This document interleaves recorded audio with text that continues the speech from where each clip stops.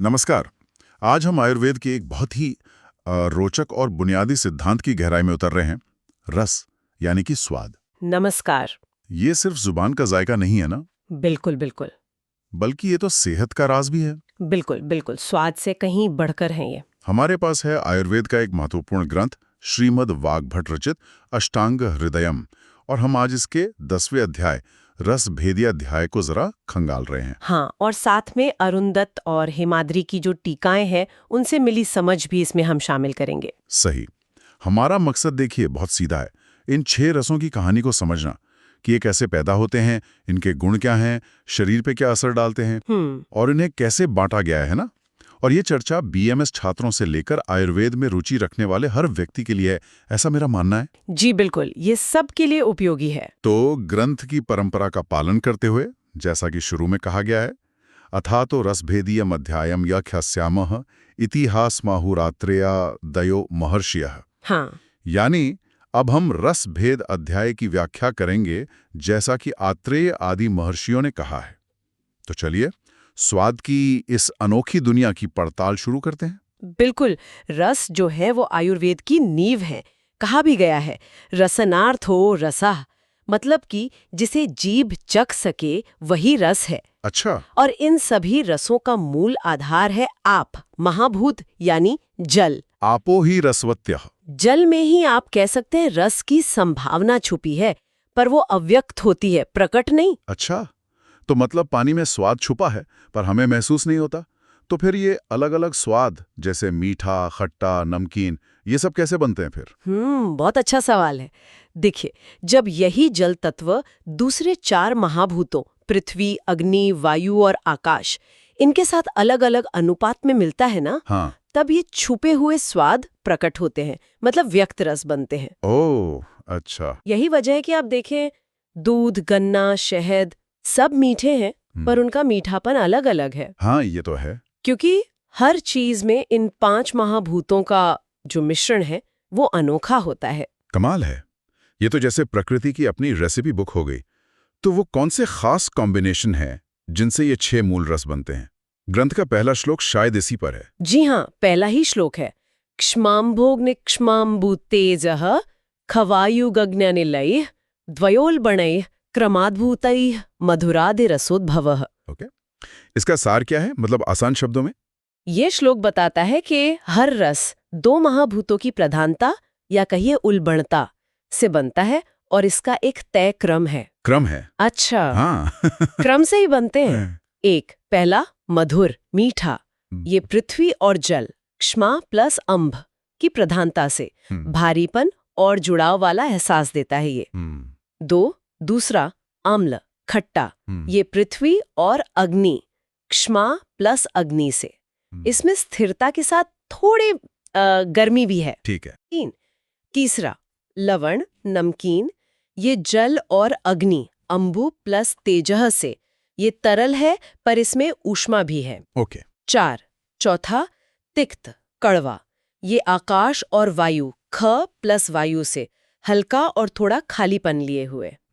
5, पांचवा कटु, तीखा, चरपरा, ये अग्नि और वायु, अग्नि प्लस अनिल से, गरम और गतिशील, मिर्ची जैसा। हाँ बिल्कुल। और छठा कषाय, कसैला, ये पृथ्वी और वायु, गोक्ष्मा प्लस अनिल से, इसमें सूखापन और जकड़न है। अच्छा। याद रखने वाली बात यह है कि हर रस में 5 महाभूत होते हैं, ऐसा नहीं कि सिर्फ 2 ही हैं, पर ये 2 प्रमुख महाभूत उस रस के चरित्र को, उसके स्वभाव को तय करते हैं। समझ गया। ये प्रकृति का नियम है, खास कॉम्बिनेशन से ही खास स्वाद बनता है। समझ गया। यानी हर स्वाद के पीछे सृष्टि के मूल तत्वों का ही खेल है। अब ये तो हुई उत्पत्ति की बात, पर हम इन्हें पहचानेंगे कैसे, मतलब इनके लक्षण क्या हैं? श्लोक 2 और 3 की शुरुआत शायद मधुर रस से होती है। जी हाँ। तेषाम विद्याद्रसम स्वादु यो वक्त्रमनुलिम्पति आस्वाद्यमानो देहस्य ह्लादनो अक्षप्रसाधनः त्रिय पिपीलिकादिनाम। ये तो सुनने में ही बड़ा अच्छा लग रहा है। बिल्कुल, मधुर रस की पहचान ही यही है। ये मुंह में रखते ही एक लेप सा, एक कोटिंग सी बना देता है, वक्त्रमनुलिम्पति। हाँ। शरीर को एक सुखद एहसास, एक कह सकते तृप्ति देता है, ह्लादन। हमारी इंद्रियों को, खासकर आंखों को सुकून देता है, अक्ष प्रसादना। अच्छा, और हाँ, ये चींटियों वगैरह को बहुत पसंद होता है।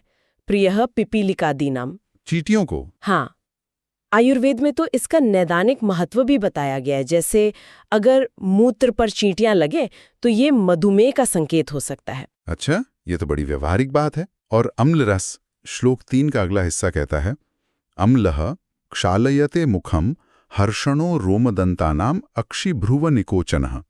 अम्ल यानी खट्टा रस, ये मुंह में जाते ही लार पैदा करता है, जैसे मुंह को साफ कर रहा हो, धो रहा हो। क्षालयते मुखम, हाँ, पानी आ जाता है मुंह में। एक रोमांच सा पैदा करता है और दांतों में सनसनाहट या खट्टापन लाता है। हर्षणो रोमदंतानाम। हाँ, होता है। और इसे चखते ही आंखें और भौहें थोड़ी सी कुड़ जाती हैं। अक्षिभ्रुम निकोचना। आप सोचिए नींबू चखने पर कैसा होता है। हाँ, बिल्कुल वैसा ही। अब लवण रस पर आते हैं, यानी नमक। श्लोक 4 की पहली पंक्ति, लवण स्यंदयत्यास्य कपोल गलदह कृत। लवण रस, ये मुंह में और ज्यादा लार टपकाता है। स्यंदयत्यास्यम, अच्छा। और अगर थोड़ा ज्यादा हो जाए तो गाल और गले में हल्की जलन सी महसूस करा सकता है। कपोला गलदहा कृत।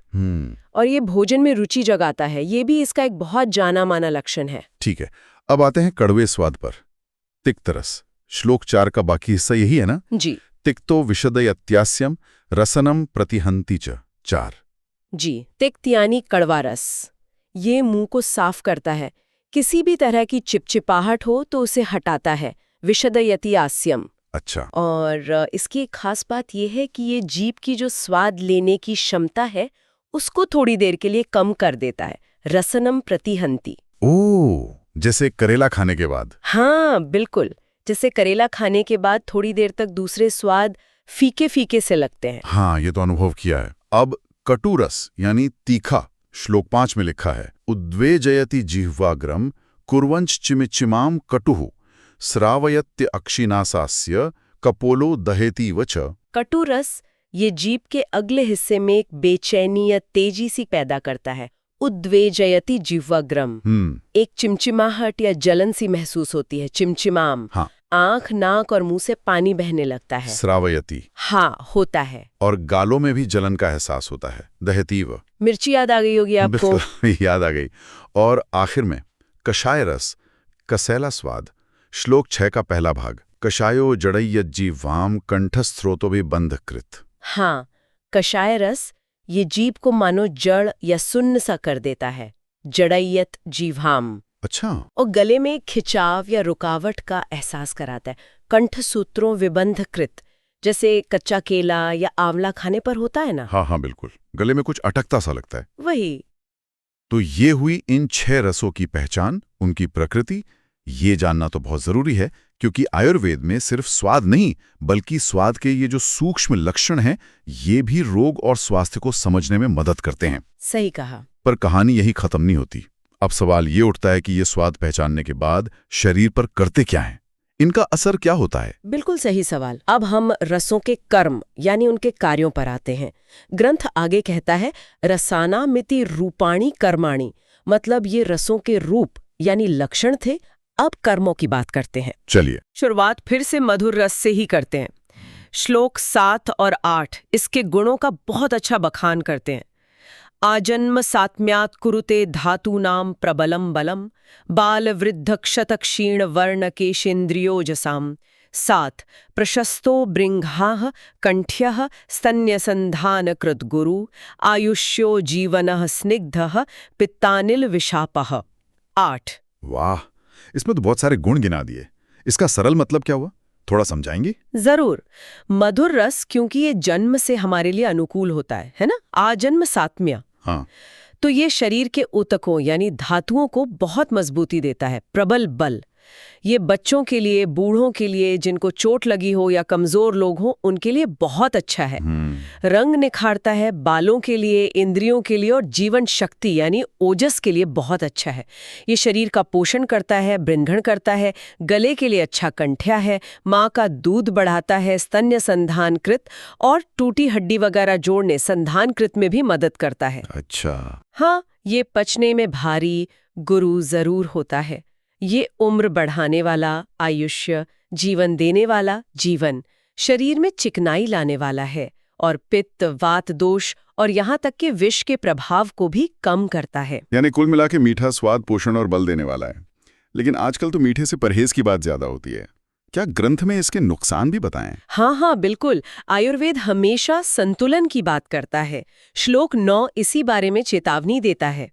कुरुते अप्युपयोगेन समेध श्लेष्मजान गदान स्थूल्याग्निसाद संन्यासमेह गंडार्बुदादिकान। अच्छा। यानी अगर जरूरत से ज्यादा मीठा खाया जाए तो ये मेद यानी वसा और कफ दोष से होने वाले रोग पैदा करता है, जैसे मोटापा, स्थौल्य, पाचन की कमजोरी, अग्निसाद, बेहोशी, संन्यास, डायबिटीज, मेह, गांठे, गंड, अर्बुद वगैरह। अति हर चीज की बुरी है, ये सिद्धांत यहाँ भी लागू होता है। बिल्कुल, अति नहीं होनी चाहिए। अब अम्ले रस के कर्म क्या हैं? श्लोक 10 और 11 में इसका जिक्र है। अम्लो अग्नि दीप्तिकृत स्निग्धो हृदय पाचनो रोचना उष्ण वीर्यो हिमस्पर्श प्रीणना क्लेदनो लघु 10 करोति कफ पित्ताश्रम मूढ़ वातानुलोमना। और शायद इसके अति सेवन के नुकसान भी बताए हैं। जी हाँ, आगे बताए हैं। पहले गुण देख लेते हैं। अम्ल रस भूख और पाचन अग्निदीप्तिकृत जगाता है, शरीर में स्निग्धता लाता है, दिल को प्रिय हृदय है, पाचन और रुचि रोचन बढ़ाता है। इसका असर गर्म उष्णवीर्य होता है, पर छूने में ठंडा हिमस्पर्श हो सकता है, जैसे नींबू। ये तृप्ति प्रियन और नमी क्लेदन देता है और पचने में हल्का लघु है। ये कफ पित्त और खून को थोड़ा बढ़ाता है और रुकी हुई वायु को गति मूढ़ वातानुलोमन देता है। और ज्यादा खाने से? हाँ, ज्यादा खट्टा खाने से शरीर ढीला पड़ सकता है, आंखों के आगे अंधेरा तिमिर छा सकता है, चक्कर भ्रम आ सकते हैं, खुजली, पीलिया, त्वचा के रोग, विसर्प, सूजन, फुंसी, प्यास और बुखार भी हो सकता है। ओहो, तो इसका भी संतुलन जरूरी है। अब लवण यानी नमकीन रस, इसके क्या काम है और ज्यादा खाने से क्या होता है? श्लोक 12 से 14 तक शायद इसी का वर्णन है। हाँ जी। लवणः स्तंभ संगात बंध विद्मापनो अग्निकृत 12 स्नेहना स्वेदनस तीक्ष्णो रोचनश्च छेद भेदकृत सो अतियुक्तो अस्त्र पवनम खलतिम पलितम वलिम 13 त्रुटकुष्ठ विष विसर्पान जनयेत क्षपेयेत भलम। ओके। तो लवण रस क्या करता है? ये जकड़न, स्तंभ, कठोरता, संघात और रुकावट, बंध को दूर करता है। अग्निकृत बढ़ाता है। ये चिकनाई लाता है, स्नेहन लाता है, पसीना स्वेदन लाता है, तेज तीक्ष्ण होता है, रुचि बढ़ाता है और शरीर में जमी गंदगी को तोड़ने, छेदन और फोड़ने भेदन का काम भी करता है। लेकिन अति सेवन से खून और वात बिगड़कर वातरक्त, अस्त्र पवनम जैसी समस्या हो सकती है। अच्छा। हाँ, गंजापन, खलती, बाल सफेद होना, पलित, झुर्रियां, वली, प्यास लगना, कुष्ठ रोग, विष का प्रभाव बढ़ जाना, विसर्प रोग, ये सब हो सकते हैं। और सबसे बड़ी बात, ये बलम को घटाता है, क्षीण करता है। यानी नमक भी हिसाब से ही लेना चाहिए। बिल्कुल। अब तिक्त यानी कड़वे रस की बात करते हैं। श्लोक 14 से 16 तक। तिक्ता स्वयं अरोचिष नुरुच कृमित्रिड विषम कुष्ठम मूर्छा ज्वरोत्क्लेश दाह पित्त कफान जयेत क्लेद मेदु वसा मज्ज शक्रुन मूत्रोपशोषणा लघुर मेद्यो हिमो रूक्षा स्तन्य कंठ विशोधना धातुक्षयानिल व्याधीन नति योगात करोति सह। तिक्त रस, हाँ, ये खुद भले ही बेस्वाद अरोचिष्णु लगे, पर ये भूख न लगने, अरुचि की समस्या, पेट के कीड़े कृमि, प्यास, विष, कुष्ठ, बेहोशी, बुखार, जी मिचलाना, उत्क्लेश, जलन, दाह और खासकर बढ़े हुए पित्त और कफ को ठीक जयत करता है। ये तो बहुत से रोगों में काम आता है। हाँ, ये एक तरह से शोधन करता है। शरीर की फालतू नमी, क्लेद, चर्बी, मेद, वसा, मज्जा, मलमूत्र, इन सबको सुखाता, उपोषोषणा है। ये हल्का है, बुद्धि के लिए अच्छा, मेध्य है, ठंडा है, हिम है, रूखा, रुक्ष है और दूध व गले को साफ विशोधन करता है। लेकिन इसका अति सेवन? हाँ, ज्यादा कड़वा खाने से शरीर के ऊतक कमजोर, धातु क्षय हो सकते हैं और वात के रोग अनिलव्याधीन बढ़ सकते हैं, क्योंकि ये रूखा होता है ना। समझ गया, वात बढ़ा सकता है। और कटु यानी तीखे रस के क्या प्रभाव हैं? श्लोक 17 से 19 में देखते हैं, कठुर गलामयो दर्द कुष्ठाल सकशोफजित व्रणाव साधना स्नेह मेदः क्लेदोपशोषण। 17 दीपनः पाचनो रुच्यः शोधनः अन्नस्य शोषणः छिन्नति बन्धान् श्रोतांसि विवृणोति कफापः। 18 कृतेसो अतियोगेन तृष्णां शुक्रबलक्षयं मूर्छा माखुंचनम कंपम कटी पृष्ठादिषु व्यथाम। 19 कटुरस यानी तीखा, ये गले के रोग, पित्ती, उदर्द, कुष्ठ, आलस्य, अलसक जो अजीर्ण से होता है, सूजन, इन सब को ठीक करता है। घाव व्रण को बिठाता है, मतलब उसकी सूजन कम करता है। चिकनाई, चर्बी और नमी को सुखाता है। ये भूख, दीपन और पाचन बढ़ाता है, रुचि जगाता है, शरीर की सफाई, शोधन करता है, अन्न को सुखाता है। अच्छा। और ये रुकावटों, बंधन को काटता है, शरीर के चैनल स्रोतांसी को खोलता है और कफ कफापह को खत्म करता है। कफ के लिए बहुत अच्छा है। लेकिन ज्यादा तीखा खाने के नुकसान? ज्यादा तीखा खाने से प्यास बहुत लगती है, शुक्र और बल की कमी हो सकती है, बेहोशी आ सकती है, शरीर में अकड़न, आकुंचन या कंप हो सकता है, और कमर पीठ वगैरह में दर्द, व्यथा भी पैदा कर सकता है। बाप रे, इसके भी काफी नुकसान है अति में। और आखिर में कषाय रस, श्लोक 20 से 22 तक है इसके बारे में। कषायः पित्त कफः गुरु रस्र विशोधना पीडनो रोपणः शीतः क्लेद मेदो विशोषणः भिष आम संस्तंभनो ग्राही रूक्षो अति त्वक् प्रसादना करोति शीलतः सो अति विष्टम भादमान हृतृजः। ए त्रुटकार्ष पौरुष भ्रंश स्रोतोरोध मलग्रहान। कषाय रस ये पित्त और कफ को कम, पित्त कफः करता है, पचने में भारी, गुरु होता है, खून साफ, अस्र विशोधन करता है। अच्छा, खून साफ करता है। हाँ। और घाव को दबाने, पीड़न और भरने रोपण में मदद करता है। ठंडा, शीत होता है, नमी और चर्बी सुखाता है। ये अधपचे खाने आम को रोकता है, मल को बांधता ग्राही है, रूखापन लाता है और त्वचा को बहुत साफ, अति त्वक प्रसादन करता है। लेकिन इसका अति सेवन, इसके क्या नुकसान है? ज्यादा कसेला खाने से कब्ज या गैस, रुकना, विष्टंभ, पेट फूलना, आधमान, दिल की तकलीफ, हृदरूज, प्यास लगना, दुबलापन, कार्शय, पौरुष में कमी, पौरुषभ्रंश, शरीर के चैनल्स में रुकावट, स्रोतरोध और मल का रुक जाना, मलग्रह जैसी समस्याएं हो सकती हैं। ये तो कमाल है, मतलब हर रस के अपने फायदे हैं और ज्यादा इस्तेमाल के अपने नुकसान भी। लेकिन क्या ये नियम बिल्कुल पत्थर की लकीर हैं? जैसे आपने कहा मधुर रस कफ बढ़ाता है, तो क्या हर मीठी चीज कफ बढ़ाएगी ही, या हर खट्टी चीज पित्त बढ़ाएगी?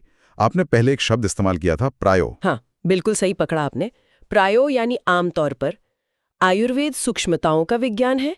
ये मानता है कि नियम होते हैं, पर उनके अपवाद भी होते हैं, एक्सेप्शंस। अच्छा। और ग्रंथ में आगे इन्हीं अपवादों का जिक्र है, जो चिकित्सा की दृष्टि से बहुत बहुत महत्वपूर्ण है।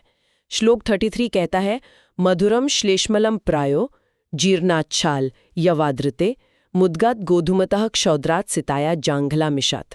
ओके। यानी मधुर रस आमतौर पर कफ बढ़ाता है, सिवाय किन चीजों के? ये जानना तो जरूरी है। हाँ, सिवाय पुराने चावल, जीनशाली, जौ, यव, मूंग की दाल, गेहूं, शहद, क्षौद्र, शक्कर, सिता और जांगल यानी सूखे प्रदेश के जानवरों के मांस के। अच्छा। ये चीजें मीठी होकर भी कफ को उतना नहीं बढ़ाती या कुछ विशेष स्थितियों में संतुलित भी करती हैं।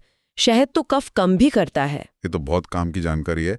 अच्छा, अम्ल रस का भी कोई ऐसा अपवाद है? श्लोक 34 कहता है, प्रायो अम्लम पित्त जननम दाडेमामल का आद्रते, यानी खट्टा रस पित्त बढ़ाता है, सिवाय अनार, दाडिम और आंवला, आमलक के। आंवला, हाँ, ये दोनों खट्टे होकर भी पित्त को शांत करते हैं।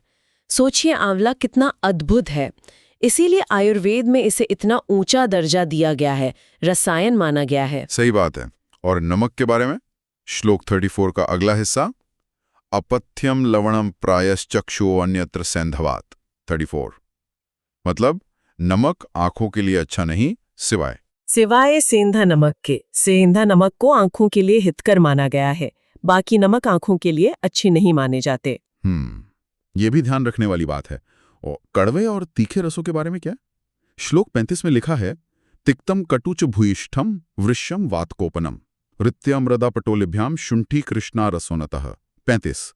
ये दोनों अवृश्य यानी पौरुष कम करते हैं और वात बढ़ाते हैं, सिवाय। हाँ, तिक्त रस में अपवाद हैं गिलोय, अमृता और परवल, पटोली।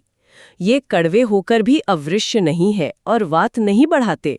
गिलोय तो रसायन है। और कटुरस में? कटुरस में अपवाद है सोंठ, शुंठी, पिपली, कृष्णा और लहसुन, रसोन। ये तीखे होकर भी अवृश्य और वातकारक नहीं है। लहसुन तो वृश्य माना गया है, पिपली रसायन है। वाह, ये तो बिल्कुल उल्टे गुण हो गए। और कसेले रस का अपवाद? श्लोक 36 कहता है, कषायम प्रायश शीतम स्तंभनम चाभयाविना। कसेला रस ठंडा और रोकने वाला स्तंभन होता है, सिवाय। सिवाय हरितिकी के, अभया के, यानी हरड़। हरड़ कसेली होकर भी गर्म तासीर की है और पेट साफ करती है, अनुलोमन, रोकती नहीं। हाँ, वो तो पेट साफ करने के लिए जानी जाती है। बिल्कुल। तो ये अपवाद दिखाते हैं कि किसी भी चीज का असर सिर्फ उसके मुख्य स्वाद पर निर्भर नहीं करता, उसके अन्य गुण और प्रभाव भी होते हैं। ये अपवाद तो रसों की समझ को और भी गहरा बना देते हैं। इसका मतलब है कि हमें सिर्फ रस नहीं, बल्कि चीज के दूसरे गुणों को भी देखना होगा। क्या ग्रंथ में इन गुणों के आधार पर भी रसों का वर्गीकरण किया गया है? जैसे आपने कहा ठंडा, गरम, रूखा, चिकना। हाँ, बिल्कुल। श्लोक 36 से 39 तक रसों की तुलना उनके वीर्य यानी तासीर, गरम या ठंडा, रूक्षता, स्निग्धता, ड्राइनेस, अंक्शन्यूसनेस और गुरुता, लघुता, हेवीनेस, लाइटनेस के आधार पर की गई है।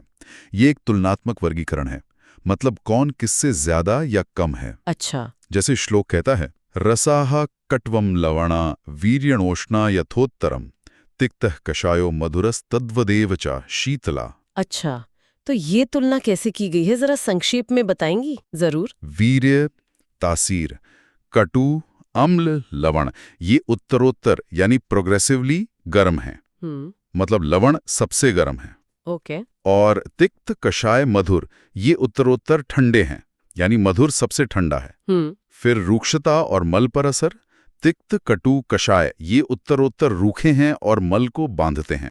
कषाय सबसे ज्यादा रूखा और मल बांधने वाला है। ठीक। और स्निग्धता और मल पर असर, लवण, अम्ल, मधुर, ये उत्तरोत्तर स्निग्ध यानी चिकने हैं और मल, मूत्र, वात को शरीर से बाहर निकालते हैं। मधुर सबसे ज्यादा स्निग्ध है। अच्छा। आखिर में गुरुता, लघुता, लवण, कषाय, मधुर, ये उत्तरोत्तर भारी हैं। मधुर सबसे भारी है पचने में। और अम्ल, कटु, तिक्त, ये उत्तरोत्तर हल्के हैं। तिक्त सबसे हल्का है। समझ गया। ये जानना तो चिकित्सा में बहुत महत्वपूर्ण होता होगा। हाँ, बिल्कुल, क्योंकि इलाज करते समय वैद्य सिर्फ रस नहीं देखते, बल्कि इन सभी गुणों को ध्यान में रखकर ही कोई दवा या आहार तय करते हैं। ये तो काफी ही विस्तृत विश्लेषण हो गया। 6 रस, उनके गुण, उनके कर्म, फिर उनके अपवाद, फिर गुणों के आधार पर उनकी तुलना। लेकिन प्रकृति में तो स्वाद अक्सर मिले जुले होते हैं, है ना? कोई एक चीज में सिर्फ एक ही स्वाद हो, ऐसा कम होता है। क्या ग्रंथ इन कॉम्बिनेशंस की भी बात करता है? हाँ, करता है। मुझे याद आ रहा है, श्लोक 39-40 में कुछ ऐसा था, संयोगाः सप्तपंचाशत् कल्पना तो त्रिशिष्ठिधा रसाणाम यौगिकत्वेन यथा स्थूलम विभज्यते। ये 57 संयोग और 63 कल्पना, ये क्या गणित है? हाँ, ये एक तरह का गणितीय विश्लेषण ही है, जो बताता है कि इन 6 मूल रसों से कितने तरह के कॉम्बिनेशन बन सकते हैं। अच्छा, कैसे? देखिए, 2 रसों के कॉम्बिनेशन, जैसे मीठा प्लस खट्टा, मीठा प्लस नमकीन, ऐसे 15 कॉम्बिनेशन बन सकते हैं। 3 रसों के एक साथ कॉम्बिनेशन, ऐसे 20 बन सकते हैं। 4 रसों के एक साथ 15 कॉम्बिनेशन, 5 रसों के एक साथ 6 कॉम्बिनेशन और सभी 6 रसों का एक साथ एक कॉम्बिनेशन। वाह! इन सबको 15 + 20 + 15 + 6 + 1 अगर आप जोड़ें तो 57 संयोग बनते हैं। अच्छा, 57? और जब इन 57 संयोगों में हम 6 अकेले रसों को भी गिन लेते हैं, सिर्फ मीठा, सिर्फ खट्टा वगैरह, हाँ। तो कुल 63 कल्पना या विन्यास हो जाते हैं। एक श्लोक 43 है जो इसी 63 की गिनती को संक्षेप में बताता है, षट् पंचकः षट् च पृथग रसाः करके। तो क्या स्वाद के बस ये 63 ही प्रकार हैं? ये अंतिम संख्या है? नहीं, बिल्कुल नहीं। यहीं पर ग्रंथ एक बहुत गहरी, बहुत सुंदर बात कहता है। ग्रंथ कहता है कि ये जो 63 की गणना है ये यथास्थूलम है। यथास्थूलम मतलब ये मोटी मोटी गिनती है, स्थूल रूप से है। असलियत इससे कई ज्यादा जटिल और सूक्ष्म है। आखिरी श्लोक 44 इस रहस्य को खोलता है। ते रसानुरस्तो रसभेदास तारतम्य परिकल्पनाए च संभवन्ति गणनाम समतीता दोष भेषज वशादु उपयोज्याः। 4 गणनाम समतीता, गणना से परे। इसका क्या मतलब हुआ? ये तो बहुत बड़ी बात है। हाँ, बहुत बड़ी बात है। इसका मतलब है कि अगर हम रस यानी मुख्य स्वाद और अनुरस यानी जो स्वाद बाद में महसूस होता है या हल्का सा साथ में होता है, और तारतम्य यानी स्वाद की तीव्रता, कम मीठा, ज्यादा मीठा, बहुत मीठा, इन सबको ध्यान में रखें तो स्वादों के भेद अनगिनत, अनंत, गणनान समतीता। अनंत स्वाद, वाह। हाँ, प्रकृति में स्वाद के असंख्य शेड्स मौजूद हैं जिनकी गिनती नहीं की जा सकती। तो फिर वैद्य क्या करते हैं? वैद्य का काम यही है कि रोगी के दोषों की स्थिति, वात पित्त कफ कैसे हैं, और औषधि या आहार द्रव्य के गुणों को बारीकी से समझकर इन अनंत संभावनाओं में से रोगी के लिए उस वक्त सबसे सही रस संयोजन का चुनाव करें।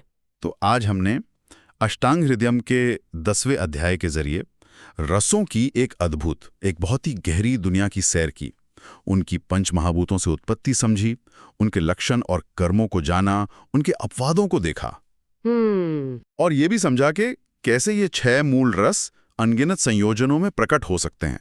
ये वाकई सिर्फ जुबान का मामला नहीं, बल्कि पूरे शरीर और स्वास्थ्य का विज्ञान है। बिल्कुल सही, ये महाभूतों के स्तर पर काम करने वाला विज्ञान है। रसों पर हमारी ये चर्चा यहीं पूरी होती है।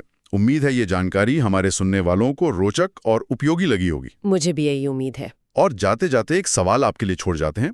सोचिएगा जरूर, जब प्रकृति हमें रसों के इतने सूक्ष्म और अनगिनत भेद देती है जो शायद हमारे स्वास्थ्य के संतुलन के लिए जरूरी भी हैं, तो सोचिए कि आजकल के हमारे खानपान में, खासकर जो प्रोसेस्ड फूड्स हैं, उनमें हम कितने सीमित स्वाद ले रहे हैं।